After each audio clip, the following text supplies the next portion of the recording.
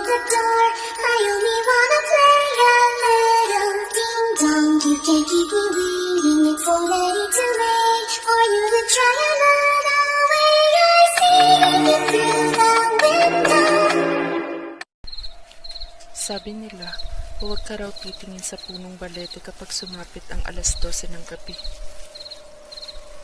Pero matigas ang ulo ko.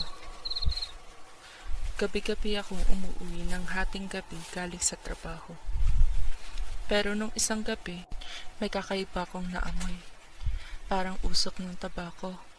Wala namang tao. Pero ramdam ko, may nakatitig. Hindi ko mapaliwanag pero parang may presensya. Parang may nagmamasid. Bigla akong hindi makagalaw. Para bang may mabigat na kamay na nakapatong sa balikat ko. Gusto kong tumakbo pero parang natutuliro ako. Doon ko lang napansin. May pulang mata sa taas ng punong balete at nakangiti ito. Hindi ko malilimutan ang ngiting iyon. Pagdilat ko, umaga na. Pero hanggang ngayon, amoy tabako pa rin ang unan ko. Naranasan mo rin